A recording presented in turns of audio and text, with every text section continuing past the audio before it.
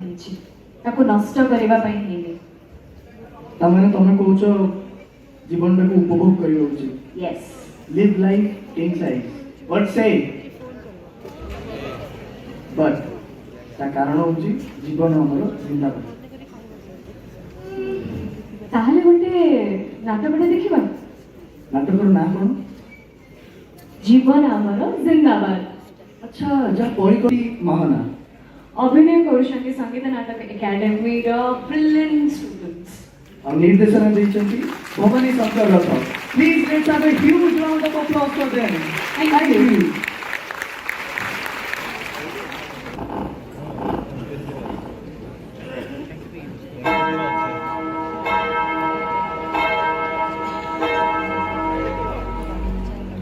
जीवन संघर्षमय संघर्षर अंतराल मनीष खोजुए खुशी को किंतु से जानी न थाए खुशी केवे शांति प्रदान करे नहीं। शांति पाखे खुशी सीमित मात्र किंतु आजिर मनीष क्षणिक खुशी पछरे दौड़ी दौड़ी शांति को भूली जाइछि। आउ सेई क्षणिक खुशी टिके उलम विलम हेले मनीष भाबुछि बोधे निजको समाप्त करदेवाटा ही श्रेयस्कर। पिला ठारू बुढ़ा पर्यंत समस्ते चिंताग्रस्त। यही देखुना वर्तमान आपण सामना को आसवे ठीक सेमितिया किछि चरित्र।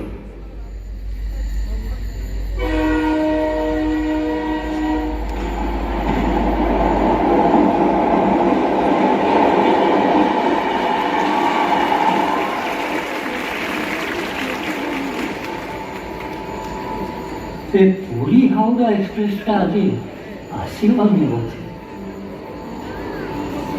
पक्ष गाड़ी सब पड़ेगा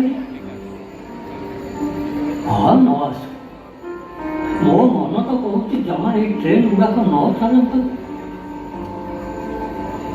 दिने छाड़ी दिने गोरु गाई मनीष काहारी ना काहारी मुंड गंडी अलगा हो पड़ी कहा गोड़ नथिबो कहार हाथ न ये पशु गुड़ाक सीना जापाना मरी जाती आउ ये मनीष टिके टिके कथार रेल लाइन में मुंड देखा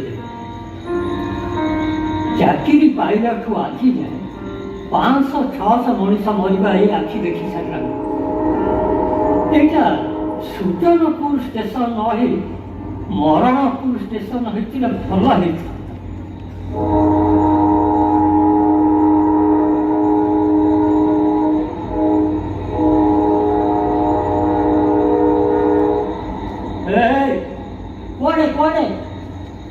कौन मरवा को आसीगल? अरे तुमको कौन पचारूँ परा मरवा को आसीगल कहीं मर मु पचारूँ परा कहीं मर परीक्षा कम मार्क अच्छी। ओ बाबू परीक्षा कम मार्क अच्छी बोली मरवा को ट्रेन लाइन को आसीगल? कम माने केते 64%। एटा कम बहुत कम बोली डैड कही।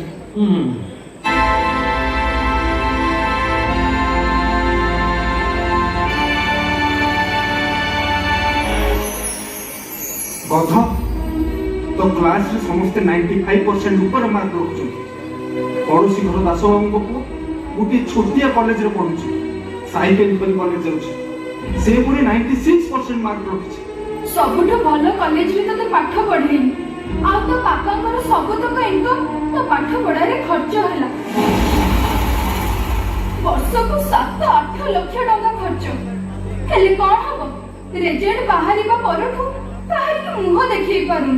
छोटरो बड़ होला पर्यंत तते कोउथिर अवहेला करिना हेले तू 100% रु 64% आनिछु।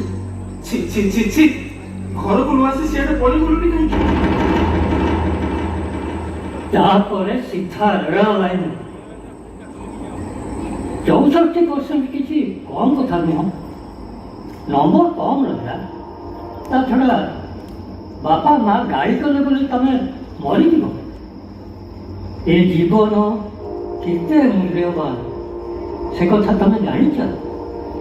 मते देख Jagannath Das career first class double MA political science sociology रे फर्स्ट क्लास କିନ୍ତୁ କ'ଣ ହବ, ଚାକିରି ବାଛୁ ବାଛୁ ବୟସ ବଢ଼ିଗଲା।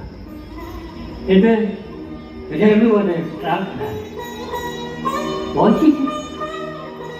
ଆଜି ବି ଜୀବନର ପ୍ରତ୍ୟେକଟି କଷ୍ଟକୁ ସାମ୍ନା କରି ଖୁସିରେ ବଞ୍ଚିଛି। ଆଚ୍ଛା, ଧୀରୁଭାଇ ଅମ୍ବାନୀ फाउंडर ଇଏ ତ ଆଜିର କଥା। ଗାଲିଲିଓ ବହି ବନ୍ଧାଣିରୁ ବୈଜ୍ଞାନିକ କୋଉ କଲେଜରୁ 98% ରଖିକି ପାସ୍ କରିଥିଲେ। ଏମିତି ହଜାର ହଜାର ମଣିଷଙ୍କ ନାଁ କହିବି ଯେଉଁମାନେ ବିନା ପାଠରେ ବି ବିଶ୍ୱ ପ୍ରସିଦ୍ଧ। ତାହେଲେ ମୁଁ ଭୁଲ କରିଥିଲି। ଭୁଲ ନୁହଁ, ମସ୍ତ ବଡ଼ ଭୁଲ, ବୁଝିଲ?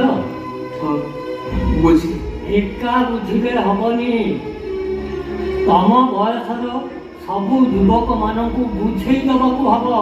ହଁ ହଁ ମୁଁ ସମସ୍ତଙ୍କୁ ବୁଝିଲି।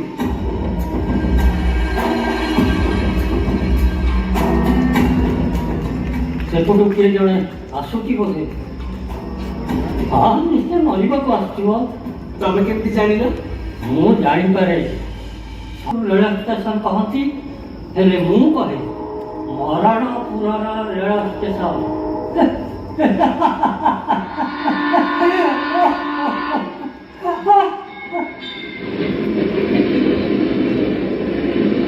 ଏବେ ତ ରାତ୍ରିର ଟ୍ରେନ୍ ସବୁ ଏଠି ଅଟକିବନି, ସବୁଗୁଡ଼ାକ ଏକ୍ସପ୍ରେସ୍। ତମେ କ'ଣ ଏଠି ମରିବାକୁ ଆସିଛ ନା କ'ଣ? ହଁ ନା କ'ଣ? ଘର କୋଉଠି? କାହିଁକି ମରିବ? ନା ସ୍ୱପ୍ନ ଶତପଥୀ। ଘର ମହୁ ମୁହାଣ। ଘରେ ବାପା ମା ସ୍ତ୍ରୀ ଆଉ ଗୋଟେ 5 ବର୍ଷର ପୁଅ। ତମେ ମରିବ, ସେମାନେ କ'ଣ କରିବେ? ବାପା ମା ତମକୁ ବଢ଼େଇଲେ, ବୁଢ଼ା ବୟସରେ ତମେ ତାଙ୍କ ସେବା କରିବ ବୋଲି। ଭଗବାନ ତମକୁ ପୁଅଟିଏ ଦେବେ, ତମେ ତାର ଭବିଷ୍ୟତ ଗଢ଼ିବ ବୋଲି। ତମେ କିନ୍ତୁ କ'ଣ କର? ସମସ୍ତଙ୍କୁ ସାରା ଜୀବନ ପାଇଁ ଦୋଷୀ କରେଇ ଦେଇ ନିଜେ ମରିବା ପାଇଁ ପଳେଇ ଆସିଲ। ହଁ ନିଜେ ନ ମଲେ ସେମାନେ ମୋତେ ମାରିଦେବେ। କୋଉମାନେ? ଯାହାଠୁ ଟଙ୍କା ଖରଚ କରି ଅନଲାଇନ୍ ଗେମ୍ ଖେଳୁଥିଲେ।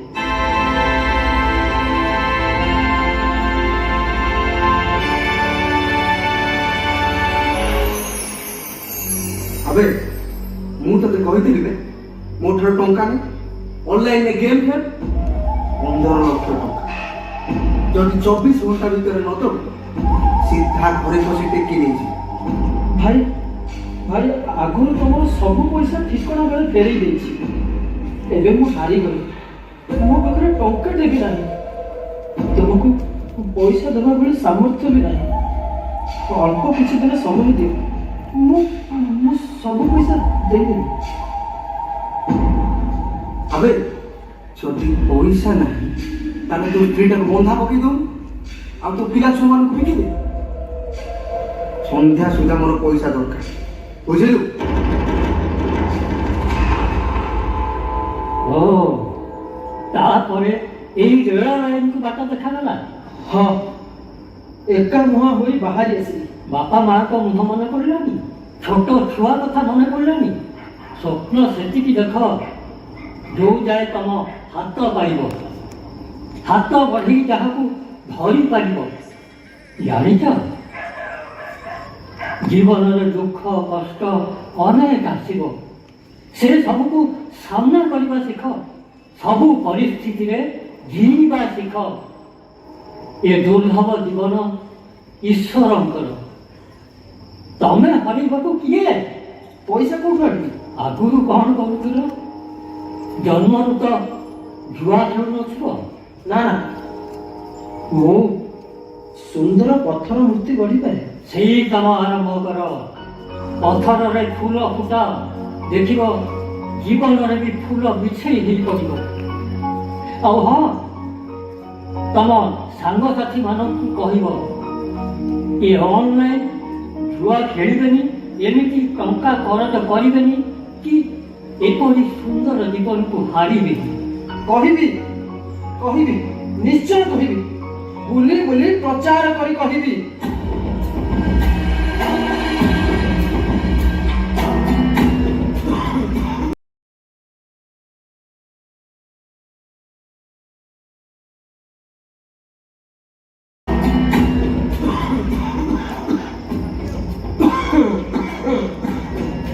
हैं? ये बूढ़ा बूढ़ी दी जण बुझे ସାନ ପୁଅ କହିଲା ମୋ ପାଖେ ସମୟ ନାହିଁ ତମ ଦାୟିତ୍ୱ ନବାକୁ। ବଡ ପୁଅ ତ କହିଲା ମୋ ଛୁଆକୁ ଖାଇବାକୁ ଦବାକୁ ପଇସା ନାହିଁ, ତମ ଦାୟିତ୍ୱ ନବ କି? ପୁଅ ଜନ୍ମ କରି ଏଠୁ ସେଠୁ ମାଗି ଖାଇବି, ବୃଦ୍ଧାଶ୍ରମ କାହିଁ ଯିବ? ତା ଅପେକ୍ଷା କାହିଁକି ମରି ନ ଯିବ? ହଁ ନା, ତମେ ଥାଅ, ମୁଁ ମରି ଯାଉଛି, ମତେ ନେଇ ଟିକେ ସତ୍କାର କରିଦବ। ନା ନା, ତମେ ଥାଅ, ବରଂ ମୁଁ ମରି ଯାଉଛି, ତମେ ମୋ ସତ୍କାର କରିଦବ। ବଡ ଚତୁର ତମ ଦି ଜଣ। ସିଏ ମରିଲେ ଇଏ ସତ୍କାର କରିବ, ଇଏ ମରେ ସିଏ ସତ୍କାର କରିବ। ତମେ ଦି ଜଣ ଯାକ ଏକାବେଳେ ମରୁନ। ଅତି କମରେ ଏଗାର ଜଣ ବ୍ରାହ୍ମଣକୁ ଖାଇବାକୁ ଟିକେ ଦେଇଦବ। ନହେଲେ ତମ ଆତ୍ମା ସବୁ ଯିବନି। ଆରେ ବାପା, ତୋ ମାଉସୀ ପୁଅ ମାନଙ୍କୁ ସବୁବେଳେ ଗେଲରେ କରେ, ମୁଁ ମତେ ସର୍ବଦାରଣ ହଉ। ତମ ଦି ଜଣଙ୍କ ବୟସ ଯାହା, ମୁଁ ଆଉ ବେଶୀ କଣ କରିବି? ପୁଅ ଝିଅ ଯଦି ପଚାରିଲେନି, ବାପା ମା କଣ ଆତ୍ମହତ୍ୟା କରିଦେବେ? କଣ ଆଉ କରିବୁ ବା, କିଏ ଆଉ ଅଛି ଆମର? କାହାକୁ ଆଶ୍ରା କରି ଆଉ ଆମେ ବଞ୍ଚିବୁ? ଈଶ୍ୱରଙ୍କୁ ଆଶ୍ରା କର। ଏ ଜୀବନ ଈଶ୍ୱରଙ୍କର, ସିଏ ତମକୁ ବଞ୍ଚିବାକୁ ରାହା ଦେଖେଇଦେବେ। କି ରାହା ଦେଖେଇବେ? ରାହା ମିଳିଲାନି ବୋଲି ତ ସିନିୟର ସିଟିଜନଙ୍କ ପାଇଁ ଆମ ସରକାରରେ ଅନେକ ସୁବିଧା ଅଛି। ନିଜ କଥା ଅନ୍ୟ ଆଗରେ କୁହ, ଶୁଣିବାକୁ ବହୁତ ଲୋକ ଅଛନ୍ତି। କାହାକୁ କିଛି ନ କହି ଏମିତି ମରିଯିବା କଣ ଠିକ ହବ? ହଁ, ଏତେ କଥା ଅଛି ବାପା। ହଉ, ମୁଁ ତାହା ଫୋନରୁ ଗୋଟେ ଭିଡିଓ କରି ଆମ ଦୁଃଖ କଥା ସୋସିଆଲ ମିଡିଆରେ ଛାଡ଼ିବି। ଠିକ, এইটা ঠিক কথা। ପୁଅମାନେ ଦେଖିବେ, ନାତି ନାତୁଣୀ ଦେଖିଲେ। ଏଇ ଶୁଣେ, ଆମେ ମରିବାନି, ଆମେ ବୁଲି ବୁଲି ଲୋକମାନଙ୍କୁ ବଞ୍ଚି ରହିବାର କଳା ଶିଖେଇବା। ହଁ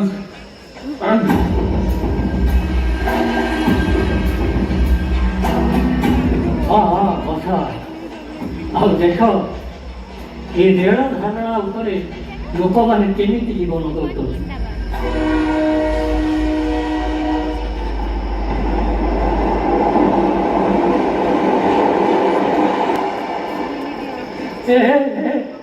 ଆଉ ଜଣେ ଏତିକି ଗଲେ।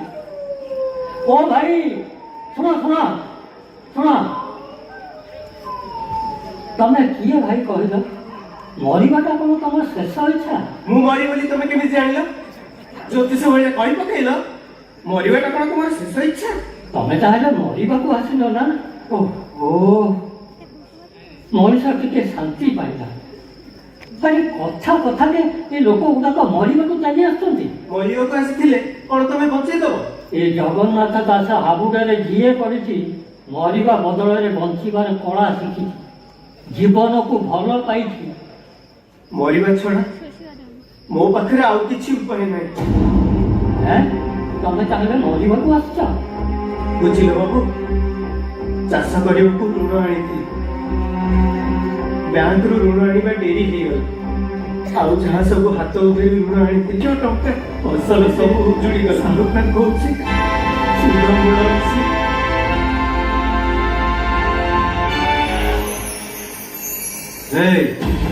ଟଙ୍କା ଦଉ ତ ଭଲ, ନହେଲେ ଜମିଟା ମୋ ନାଁରେ ଲେଖିଦେ, ବୁଝିଲୁ? ସେଇ 1.5 ଏକର ଜମି ମୋର ଶେଷ ସମ୍ବଳ। ସେ ଖଣ୍ଡକ ଅଛି ବୋଲି ତ ଆମେ ଦୁଃଖ କଷ୍ଟରେ ବଞ୍ଚିଛୁ। ତମେ ସେଇଟା ନେଇଗଲେ। ଚୁପ ରହ। ଆଗ ମୋ 3 ଲକ୍ଷ ଟଙ୍କା ଦେ। ଦେଇଦେବି ବାବୁ, ଧୀରେ ଧୀରେ ସୁଧ ମୂଳ କରି ସବୁ ଟଙ୍କା ଫେରିଦେବି। ଜମି କାଗଜ ମୋ ପାଖରେ ଏଗ୍ରିମେଣ୍ଟ ହେଇଛି। ଆବେ ତୋ ଜମିକୁ ମୋ ଦଖଲରେ ନେଇ ମୋ ନାଁରେ ରେଜିଷ୍ଟ୍ରି କରିବି। ତାପରେ ଯାଇ ମୁଁ ଶାନ୍ତିରେ ନିଶ୍ୱାସ ନେବି। ଶୁଣ, କାଲି ସକାଳେ ମୋ ଘରକୁ ପହଞ୍ଚିବୁ। ଆମେ ସବ୍ ରେଜିଷ୍ଟ୍ରାର ଅଫିସକୁ ଯିବା, ବୁଝିଲୁ? ତାପରେ ତମେ ଆଉ ବଞ୍ଚିବାର ରାହା କଣ ଅଛି? ଅନେକ ରାହା ଅଛି। କୃଷକ ଆମ ଦେଶର ଗର୍ବ, ଯିଏ ଅନ୍ୟକୁ ବଞ୍ଚେଇବାର ଦାୟିତ୍ୱ ନେଇଛି। ସିଏ ପୁଣି ନିଜ ଜୀବନ ହରାଇବାକୁ ଚାହେଁ। ଆରେ ତମମାନଙ୍କ ପାଇଁ ସରକାରୀ ସୁବିଧା, କୃଷି ପାଇଁ ରିହାତି ଋଣ, କେତେ କ'ଣ ବ୍ୟବସ୍ଥା ଅଛି। କଣ କରିବି ତାହେଲେ? ସାହୁକାର ନାଁରେ ପୋଲିସରେ ଏଫଆଇଆର ଦେଲନି। ସାହୁକାର କବଳରୁ ତମମାନଙ୍କୁ ବଞ୍ଚେଇବାକୁ ସରକାର ପରା ଏତେ ସବୁ ବ୍ୟବସ୍ଥା କଲେଣି। ସେ ସାହୁକାରକୁ ଜେଲକୁ ନ ପଠେଇ ଏଠିକି ମରିବାକୁ ଆସିଗଲେ। ମାନିବି, ଆପଣଙ୍କର ସବୁ କଥା ମାନିବି। ଖାଲି ମାନିଲେ ହବନି, ସବୁ କୃଷକ ଭାଇମାନଙ୍କୁ ବୁଲି ବୁଲି କହିବ, ସାହୁକାରର ମାୟା ଜାଲରୁ ନିଜକୁ ଦୂରେଇ ରଖ। ତମ ପାଇଁ ସରକାର ଅଛନ୍ତି। ସରକାର କୃଷି ଆଉ କୃଷକର ସାଥୀ। ଜୟ ଯବାନ, ଜୟ କିଷାନ, ଏ କଥା ବି ମୁଁ ସବୁଆଡେ ବୁଲି ବୁଲି କହିବି।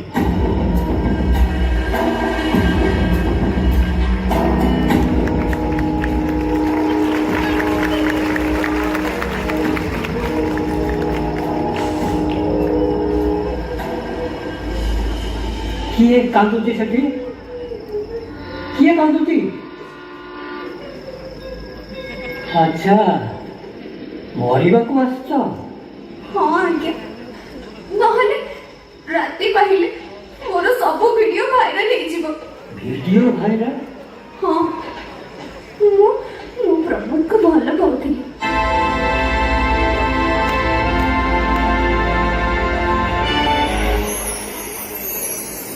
ଆରେ 3 ଲକ୍ଷ ଟଙ୍କା? ପ୍ରମୋଦ, ମୁଁ କାଲି 15 ଦିନ ତଳେ ତମକୁ ବାପାଙ୍କୁ ମିଛ କରି ଲକ୍ଷେ ଟଙ୍କା ଆଣିକି ଦେଇଥିଲି। 15 ଦିନ ହେଇଗଲାଣି ବା, ମତେ ଏବେ ଦରକାର ଅଛି। ପ୍ରମୋଦ, ମୁଁ ଏତେ ପଇସା କୋଉଠୁ ଆଣିବି? ଆଉ ତା ଛଡା ମୁଁ କାହିଁକି ବି ତମକୁ ଦେବି? ମୁଁ ତମକୁ ଭଲ ପାଏ, ମୁଁ ଗୋଟେ ନୂଆ ବାଇକ୍ କିଣିଥାନ୍ତି। ଦେଖ ପ୍ରମୋଦ, ବୁଝିବାକୁ ଚେଷ୍ଟା କର। ଆମ ପାଖରେ ଏତେ ଟଙ୍କା ନାହିଁ। ଆଉ ପଇସା ନାହିଁ ବୋଲି ତ ମୋ ସାନ ଭାଇର ଏପର୍ଯ୍ୟନ୍ତ ଆଡମିସନ ହେଇପାରୁନି, ଯୋଉଥିପାଇଁ ମୋ ବାପା ମୋ ମାର ଗହଣାକୁ ବନ୍ଧ ପକେଇ 2 ଲକ୍ଷ ଟଙ୍କା ଆଣିଛନ୍ତି। ବାସ୍, ଆଉ ସେ 2 ଲକ୍ଷ ଟଙ୍କା ତମେ ମତେ ଆଣିକି ଦେଇଦିଅ ନା।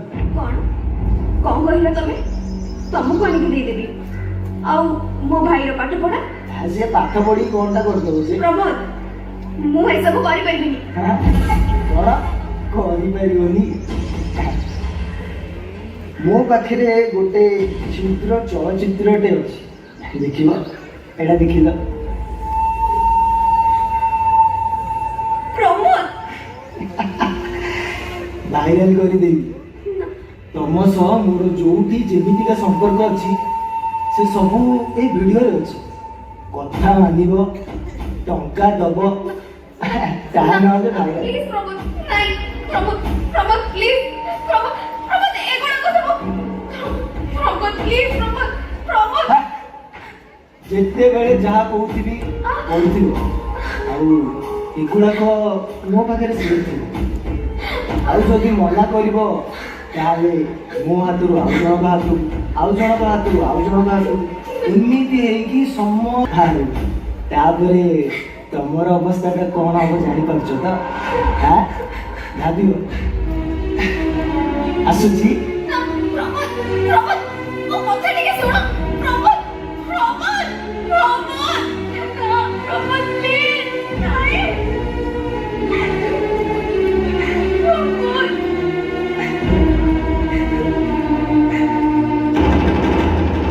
ନ ଯାଇ ଏଠିକି କାହିଁକି ଆସିଲ? ଆଉ ପୋଲିସ ଯଦି ମତେ ସାହାଯ୍ୟ ନ କଲା? ପୋଲିସ ସାହାଯ୍ୟ କରିବ।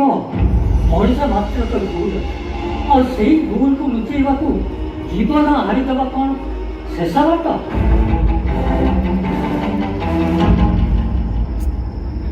ମୁଁ ଭୁଲ ରାସ୍ତା ବାଛିଲି।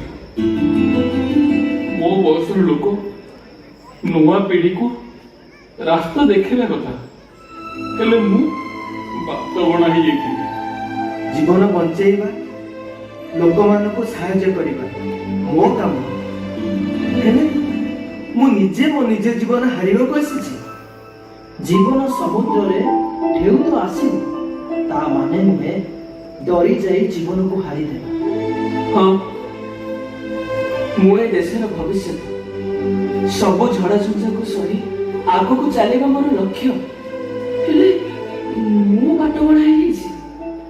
ମୁଁ ମରିବିନି, ମୁଁ ନିଜକୁ ସୁଧାରିବି, ଅନ୍ୟମାନଙ୍କ ପାଇଁ ଉଦାହରଣ ହେବି। ଯାହା ହଉ ଜଗନ୍ନାଥ ବାବୁ ଥିଲେ ବୋଲି ଆମକୁ ଜୀବନ ଜୀଇବାର ରାସ୍ତା ମିଳିଗଲା। ହଁ, ଆଉ ସେଇ ତ ଆମକୁ ଶିଖେଇଲେ ସଂଘର୍ଷ ହିଁ ଆନନ୍ଦର ପ୍ରତିରୂପ। ହେଲେ ଜଗନ୍ନାଥ ବାବୁ ଗଲେ କୁଆଡେ? ଏଇ ଥିଲେ ବି ହଁ ହଁ, ଆରେ ସେ ତ କୋଉଠି ଦେଖାଯାଉନାହାନ୍ତି। ଆରେ ହଁ, ତମେ ସେ ଚେକପୋଷ୍ଟ ପାଖରେ ଦେଖ, ମୁଁ ଏପଟେ ଦେଖୁଛି। ଜଗନ୍ନାଥ ବାବୁ, ଜଗନ୍ନାଥ ବାବୁ, ଜଗନ୍ନାଥ ବାବୁ, ଜଗନ୍ନାଥ ବାବୁ ଜଗନ୍ନାଥ ବାବୁ କୁଆଡେ ଗଲ? ଜଗନ୍ନାଥ ବାବୁ ଗଲେ କୁଆଡେ? ମୁଁ ଏପଟେ ଦେଖୁଛି। ଜଗନ୍ନାଥ ବାବୁ, ଜଗନ୍ନାଥ ବାବୁ, ଜଗନ୍ନାଥ ବାବୁ, ଜଗନ୍ନାଥ ବାବୁ, ଜଗନ୍ନାଥ ବାବୁ। ଜଗନ୍ନାଥ ବାବୁ ଶ୍ରୀ